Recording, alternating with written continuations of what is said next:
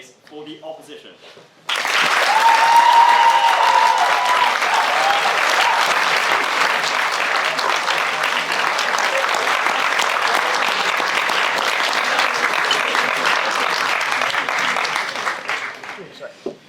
Good evening. Thank you, Mr. Secretary. It's my great honor to speak for my last time as a student in this debating chamber. But rest assured, the Union shall be, like the old conception of Rome, Rome is where the emperor is. I have no doubt that under my lawful heirs and successors, that they will be able to guide the Union to greatest prosperity beyond the chamber, much like how the empire survived without Rome. It is my hope, though, that one day the society might suffer me to speak in the chamber again. But unlike most people who have spoken in this debate, I agree Rome to me is simply not an imperial city. The fall of Rome was therefore not a singular act, not a singular moment in time. But it did happen. Rome was not built in a day, nor did it fall in one. But it did eventually fall. I seek to address a long and agonizing process in which the greatest empire in the Western world became no more.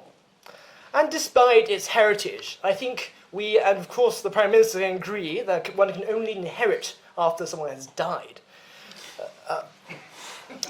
I will argue, therefore, that despite the tremendous suffering of the process, the incalculable and irreversible decline of culture, and the undeniable decline in the quality of life in the Mediterranean centuries afterwards, the fall of Rome was not worth regretting.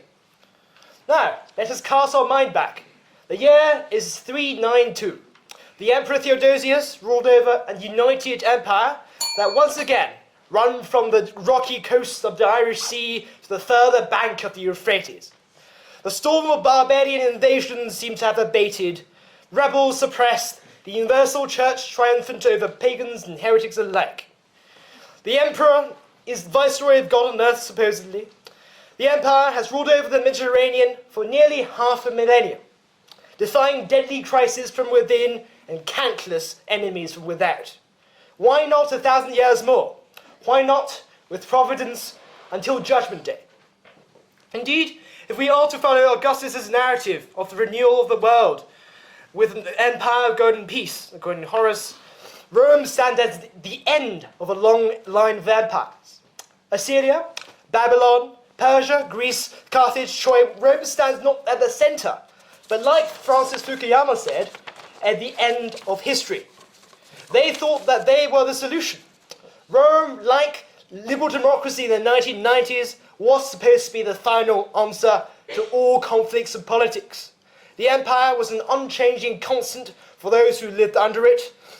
It is all its subjects has ever known and assumed will last as long as time itself. Rome's frontiers were supposed to be frontiers of cosmic order against chaos.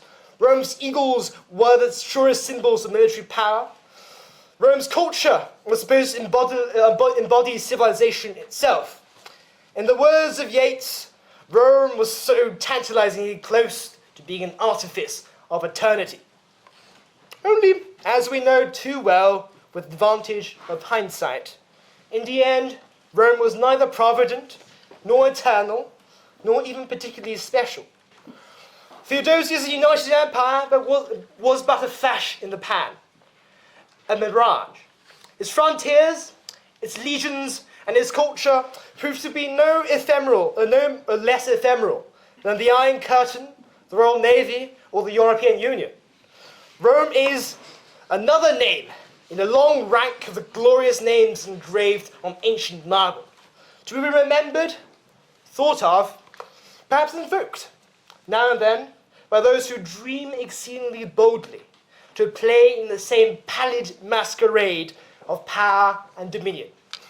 As Kipling prophesied about the fall of the British Empire at its very peak, fire called, our navies melt away, on dunes and the headland sinks the fire. Lo, all our pomp of yesterday is one with Nineveh and Tyre. For there is nothing the fall of Rome illustrates more clearly, that the power of this world is fleeting, even as this presidency draws to a close. it shattered the idea of Eusebius, that the emperor could wield political power in this world according to some sort of divine will, despite the intrigue, the bloodshed, and the cruelty that comes with the job. The fall of this empire proves succinctly that all earthly powers, all kingdoms and principalities are, in the grand scheme of things, fallible and temporary. As Augustine concludes, in the nature of raw power, there was no moral difference between a great empire and a band of brigands. Both are the organized exertion of power among those less powerful. Rome enslaved, Rome looted, Rome desecrated and destroyed many ancient famous cities, like the empires before it and the empires that followed. Rome marshaled violence on an unprecedented scale, and Rome was in turn itself torn, overran, agonizingly dismembered over centuries, and could not escape the destiny of mortality, though so many of her valiant sons tried to fight against it. In his final chapter, when the last emperor Constantine perished with the last of the empire, it came to resemble a Greek tragedy. The chorus of Christendom mournfully sang of the tragic hero's passing. Yet they weren't meant to be tears of regret. They learned through red and swollen eyes a lesson as certain as nature itself. Empires rise and empires fall, even if it was the Roman Empire. As posited by learned speakers of the opposition, Rome had great, some may say, unparalleled achievements. Rome will remain a testament to the limits of human endeavor and government. Like Athens, Persia, and Egypt, Rome raised many a glistening and lasting relic. It leaves behind an astonishing literary and artistic heritage, such as I would consult Ovid before I go on a date, or Cicero when I watch a video of this speech, or Caesar when I speak to the SU. It even did me the honor of my undergraduate studies, despite the better instincts of my Chinese parents. I will not cease to admire the heights of his civilization, but I mourn deeply without regretting. In the words of Constantine Cavafy, as one long prepared and graced with courage, as is right for you who proved worthy of this kind of city, to go firmly to the window and listen with deep emotion, but not with the whining, a plea of a coward. Listen your final delectation to the voices, to the exquisite music of that strange procession, and to say goodbye to her, to this very city that we are losing. To save the beauty of Rome does not mean regretting its fall, because regretting implies an inability to learn, a wish for things to be otherwise. To regret the fall of Rome is to persist in this misguided and dangerous belief followed by Charlemagne, Napoleon, and perhaps Vladimir Putin today, that if brute force was managed well, one can still today build an everlasting and universal world empire. And we all know how wrong they were. I came to bury Rome and not to praise it. The fall of Rome illustrates one salient and perennial fact, that all earthly powers are mortal, that all good things come to an end, that we are dust and to dust we shall return. The fall shows to posterity, that whatever the beauty, the prosperity, and the power of an empire might be, it is bound to be flawed, it is bound to be passing. The fall unmistakably roused the Western world from the delusion that the human institution could ever be an eternal edifice. The delusion that an empire wielding a bloody bludgeon could ever impersonate the order of the world itself.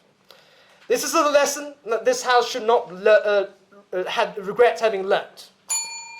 I shall conclude with the immortal words of Joachim Neander. Human pride and earthly glory, sword and crown betray his trust. What with care and toil he buildeth, tower and temple fall to dust. And this is why, to hold back from the hubris of sword and crown, to dispel the grand delusions of Rome's tower and temples, one must side with the opposition. Thank you.